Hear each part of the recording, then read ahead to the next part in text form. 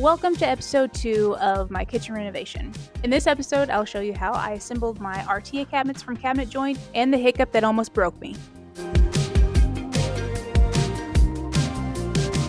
Our entire kitchen came on 7 pallets. I was so surprised at how small that was. I know 7 pallets kind of sounds like a lot, but once we got it inside the house, I was just shocked at how little room it took up.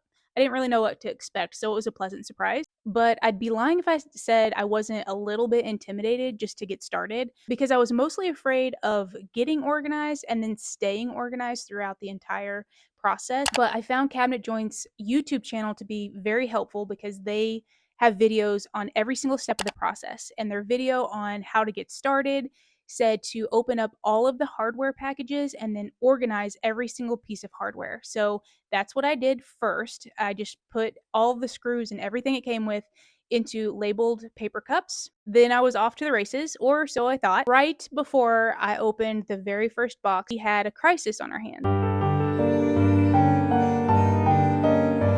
So on this fateful day, the plumbers had come out to the house. They were setting the toilets and installing sink faucets and all of that stuff. And by the end of that day, they were going to turn the water back on at the house. And I was so excited because we hadn't had water on at the house in like a year. So as I'm talking to one of the plumbers downstairs and the other guys are upstairs working, all of a sudden we hear water pouring. And so we run into the living room to see water coming from the ceiling light fixture in the living room. It was pouring onto my brand new velvet sectional that we had just unboxed days earlier. So I grabbed a bucket to catch the water. We moved the couch out of the way, and then the crew members were just scrambling, trying to figure out what happened. They turned off the water main. They determined that it was not a pressure line, but rather it was a drain line. One of the guys upstairs was just doing their standard procedure. After he put the shower trim kit in, he filled the tub with water to see if it would hold water, no leaks. And when he released the tub drain, that's when all of the water from the tub drained into the living room ceiling. There was no other option but to do exploratory surgery on the ceiling. It hurt so bad to watch them cut up this brand new sheetrock and the brand new ceiling. All this happened 3 days before we were set to move back into the house. But anyway, they eventually found the leak. What had happened was, in my daughter's bathroom, we had some old drain lines cut out and new drain lines rerouted. On the old drain line, the initial plumbing crew either forgot to cap the line off or capped it and the cap mysteriously came off. We don't know, and it doesn't really matter what happened. I should mention here that our initial plumbing crew was a different company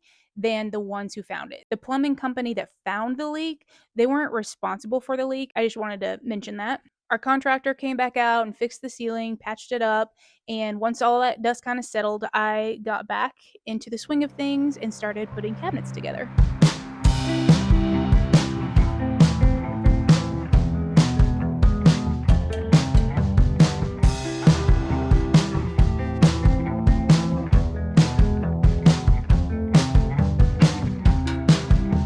Camped out on the porch, trying to work this out. Raining in my head, but my body is a drought. I'm in a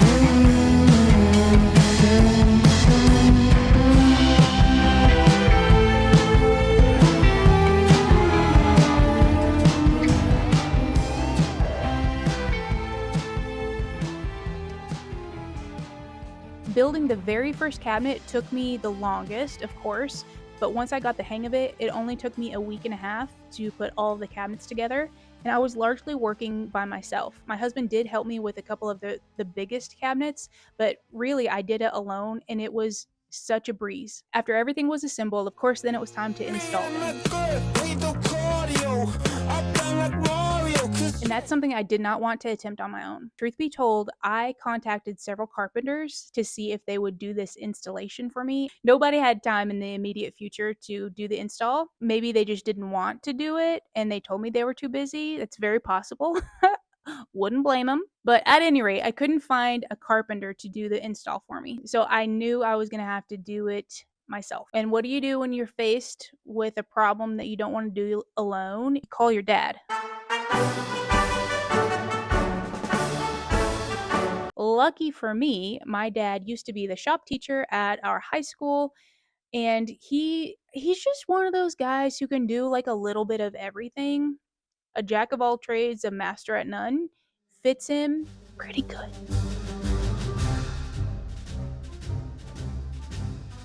I think that's a large part of DIYing is like being honest with yourself and knowing what you can do, what you're comfortable with doing, and what you don't want to do, what you don't even want to attempt, and that's okay. After all the cabinets were set, it was time for countertops.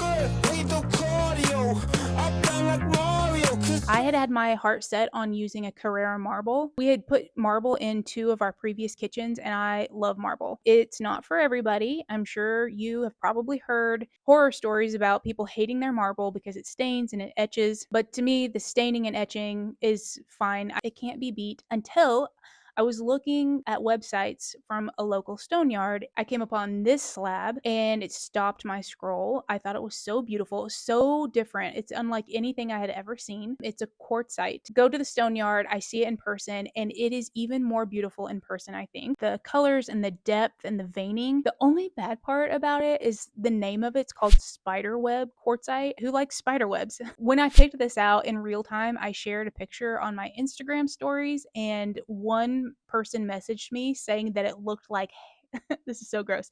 They thought it looked like wet hair thrown on the shower wall. Now, I'll tell you what, I have not ever one time thrown my wet hair, like loose hair out of the shower onto the wall. Like, not one single time in my whole life. But come to find out, like, apparently people do that because I Googled it. There were, of course, pictures on Google of like hair thrown on shower walls. I'm like, well, he's not wrong. Anyway, careful what you share on social media because someone's always out to ruin it for you. But spiderweb quartzite was coming home with me.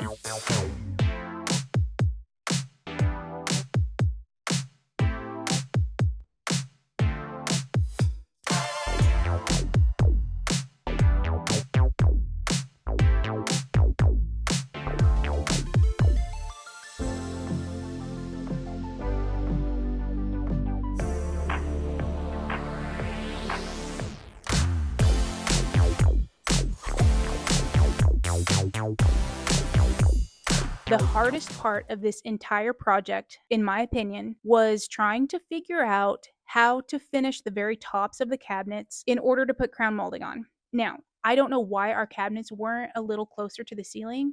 Either it was a measurement error on my part, or it's possible that maybe cabinet joint won't build your cabinets any taller than that, because if you were to build the cabinet on the ground, if it was too tall, you wouldn't then be able to raise the cabinet up in an upright position because it would hit the ceiling. So it's possible it's that. I really don't know. All I know is our cabinets were about 6 inches from touching the ceiling, and my crown molding was only 4 inches. So I needed some extra face frame there to finish out the cabinet to put my crown molding on. There are a couple of ways you can do this, but what I chose to do was get a 1x4 board and attach it, just like extending the face frame to go up higher. I cut 2x4 blocking to attach behind the face frame at the very top, and that gave me something to nail this 1x4 board to, and that allowed me then to attach my crown molding.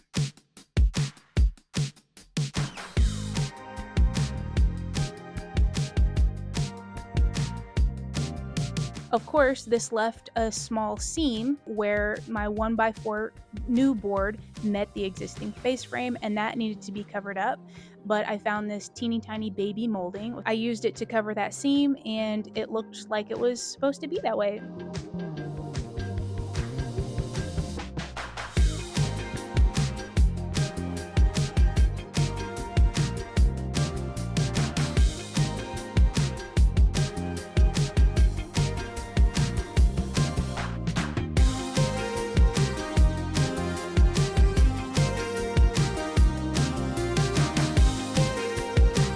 Once I figured out the crown molding issue, I just needed to add the baseboards and the little other pieces of trim to finish it all out and add those little details.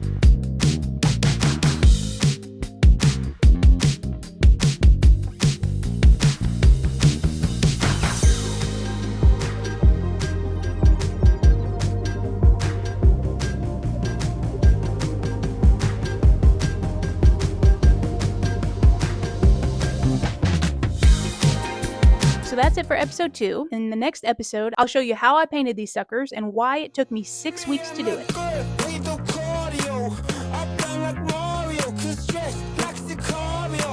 I hope to see you then.